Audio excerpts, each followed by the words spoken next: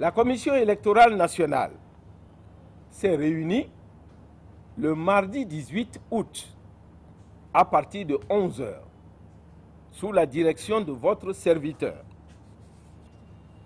Tous les autres membres de la commission étaient présents à la dite réunion, dont l'ordre du jour a porté sur les points ci-après.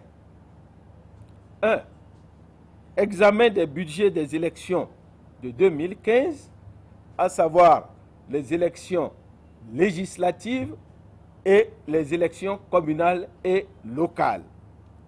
2.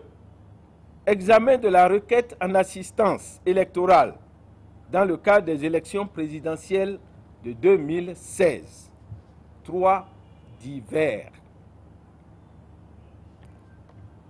La présente intervention que nous sommes en train de faire portera uniquement sur le premier point de l'ordre du jour, à savoir l'examen des budgets des élections 2015.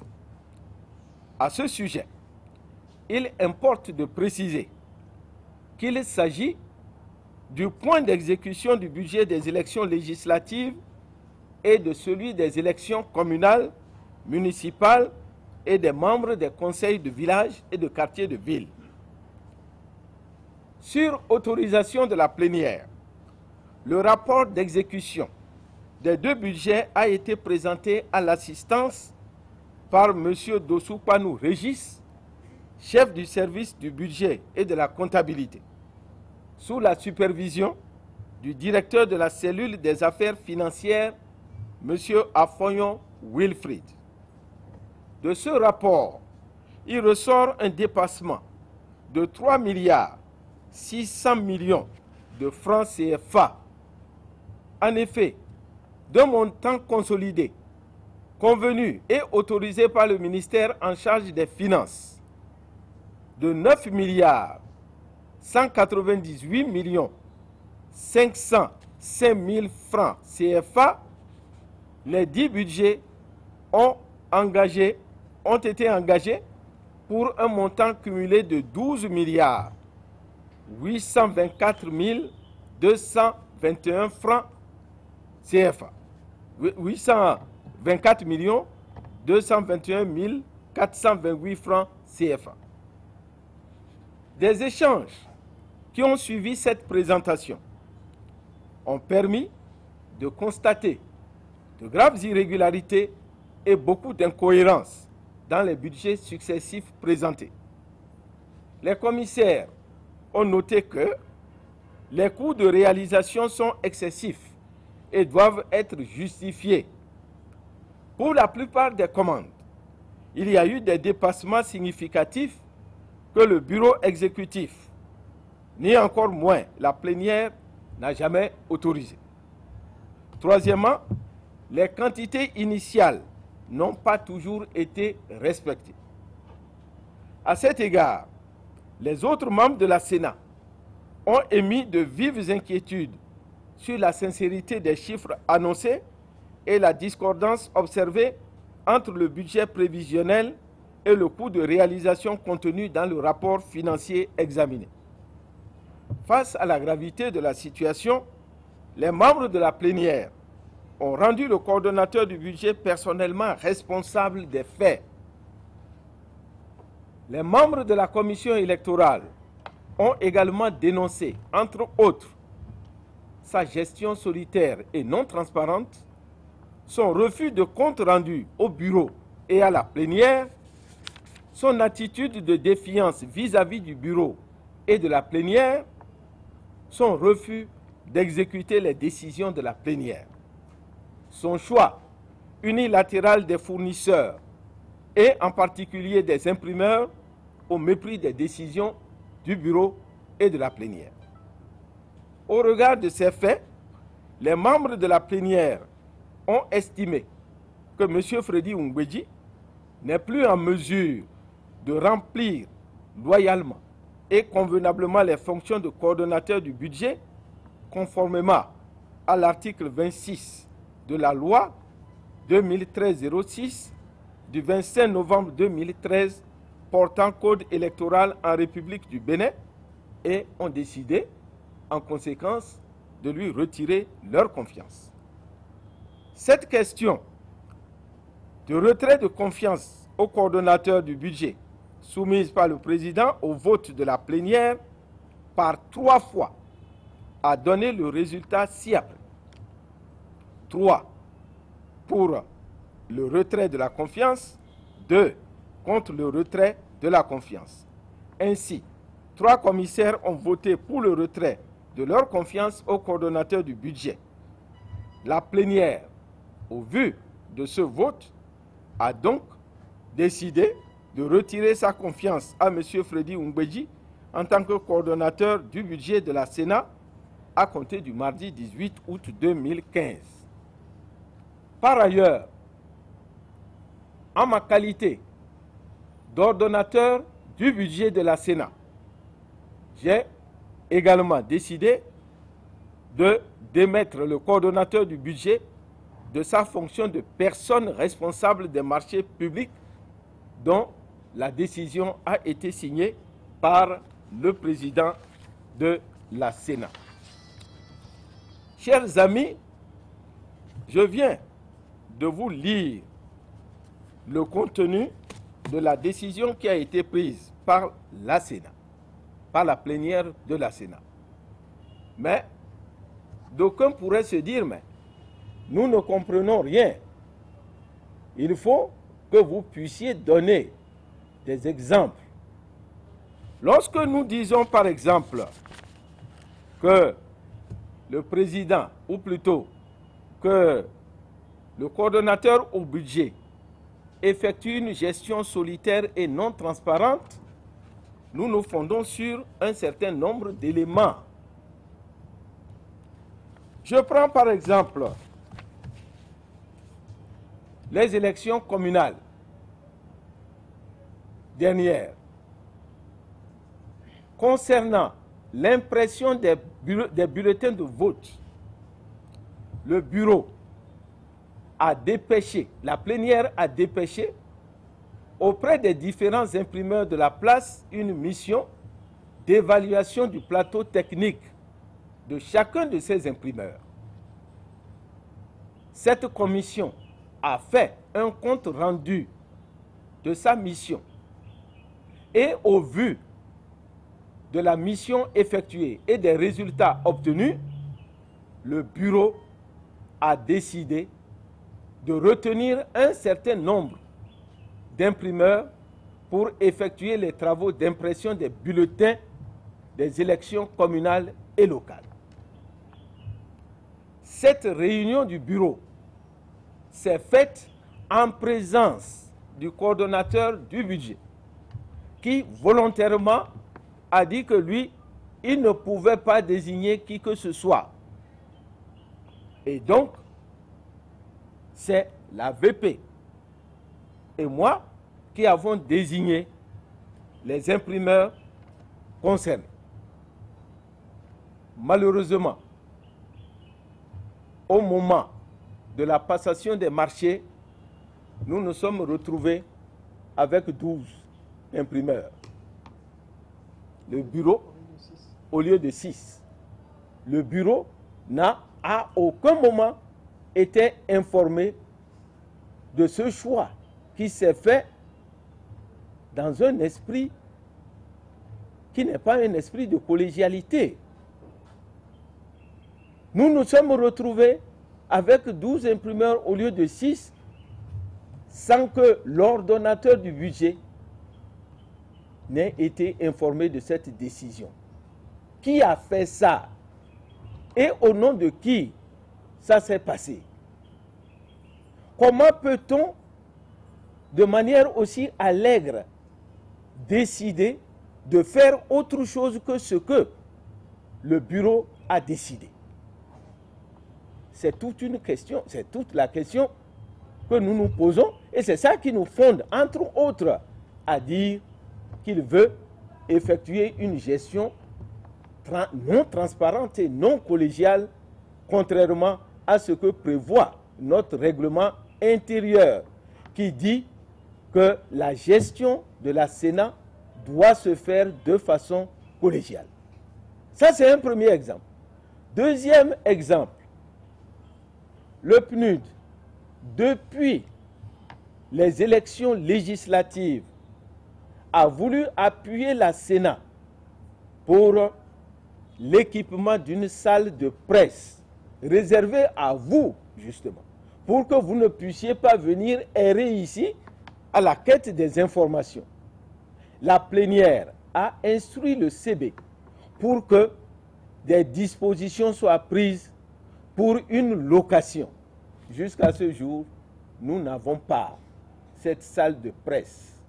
Et lorsqu'on pose la question, on nous dit le dossier est au ministère des Finances, celui auprès de qui on va louer n'est pas là.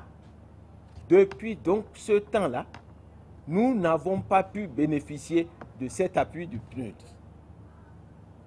Troisième exemple, entre 1000, nous avons discuté avec le PNUD qui nous a dit « Je suis prêt à vous commander le matériel électoral sensible, moins cher. » La plénière a marqué son accord pour la commande de l'encre indélébile et des cachets d'authentification plus les scellés. Comme le coordonnateur n'était pas favorable à la manière dont la plénière voyait le cachet d'authentification, eh bien, il n'y a pas c'est seulement depuis depuis une semaine que nous avons pu rembourser au PNUD l'argent qu'on lui devait. Et pourquoi? Tout simplement parce que le coordonnateur au budget estime que lui, il va faire ce qu'il veut, quand il veut et comme il veut, selon son tempérament. Est-ce que c'est dans ces conditions que nous aurons une Sénat crédible, une Sénat qui puisse fonctionner?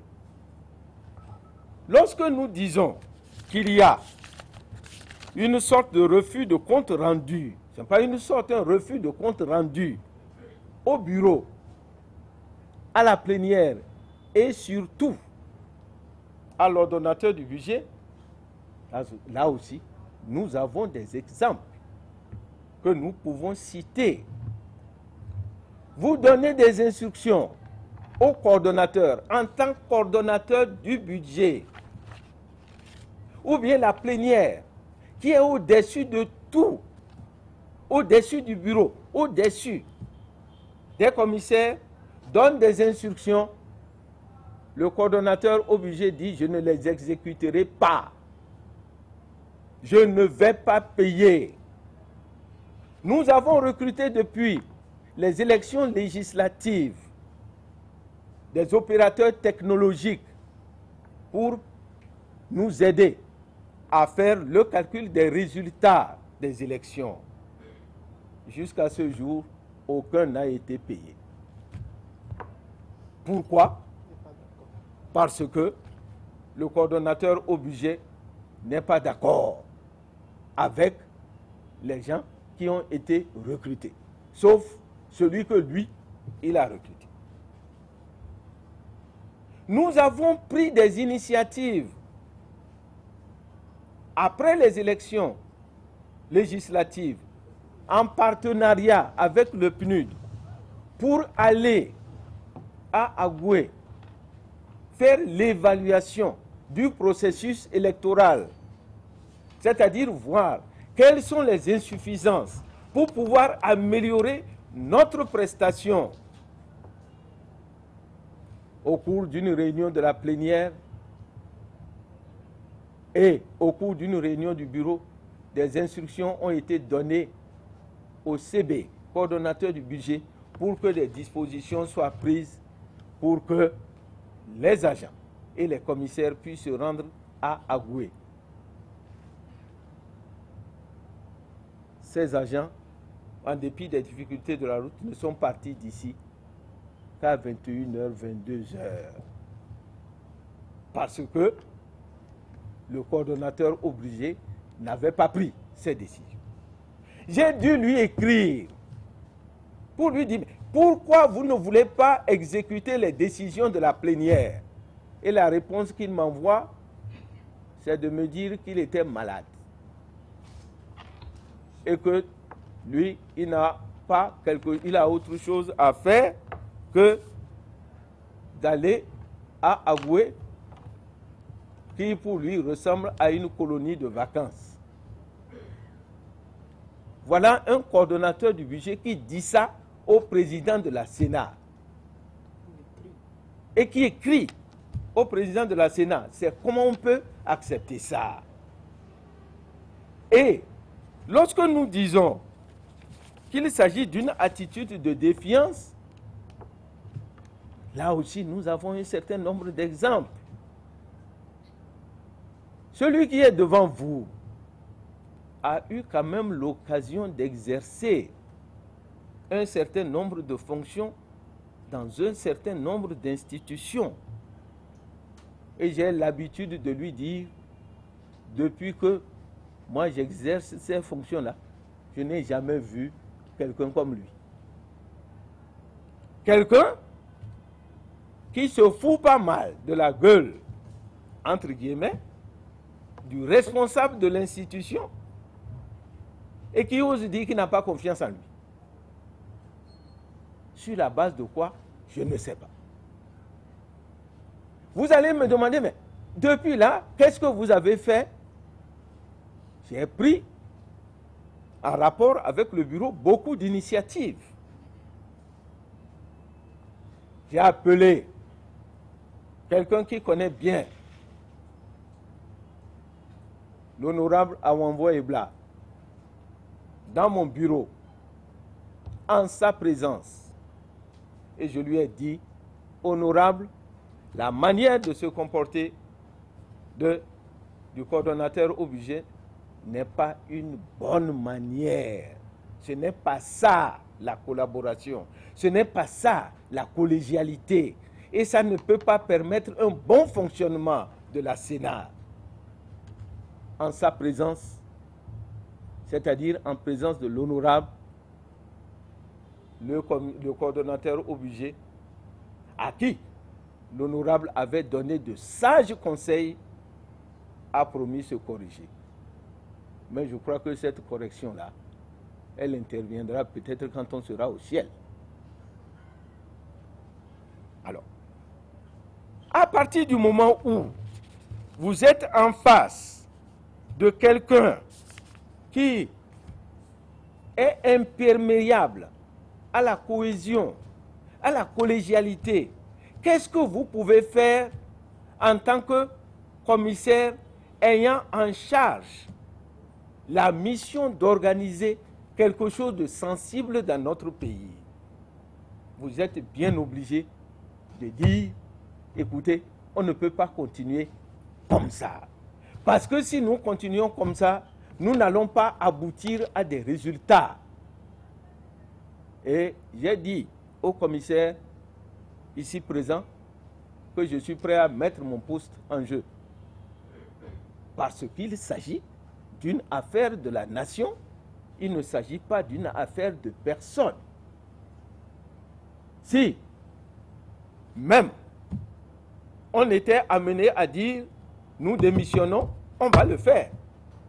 Parce que ce n'est pas les postes auxquels nous nous accrochons, nous sommes tenus d'aboutir au résultat.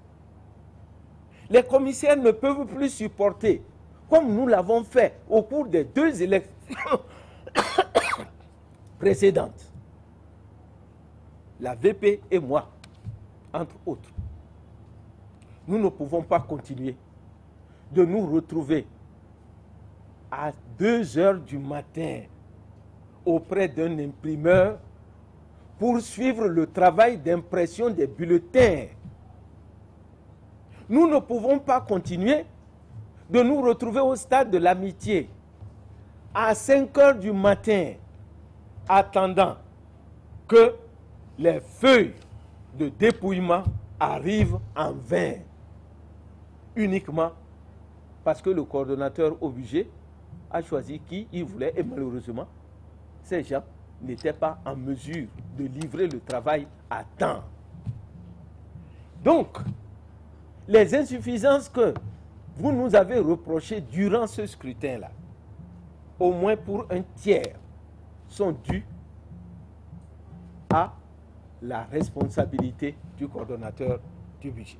Nous ne voulons pas l'accabler pour dire que toute la responsabilité lui revient.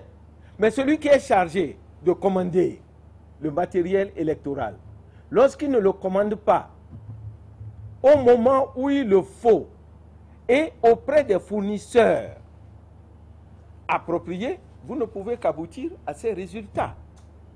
Vous allez me dire, mais vous êtes l'ordonnateur du budget, vous êtes responsable. Je dis en partie oui, puisque j'assume. Mais lorsqu'on attend l'avant-veille du scrutin pour vous présenter les bons de commande, quel choix vous avez? Vous choisissez soit de bloquer, ou bien vous choisissez de laisser pour organiser les élections. Voilà la situation dans laquelle nous nous sommes retrouvés. Donc, mesdames et messieurs, les hommes des médias, nous avons voulu vous entretenir de ces questions pour que les amalgames ou bien les insinuations qui s'opèrent dans l'opinion publique là ne soient pas celles-là qui sont à la base de la décision que la Sénat a prise. Ça n'a rien à voir. Ce qui nous préoccupe, c'est comment faire pour préparer le scrutin de 2016.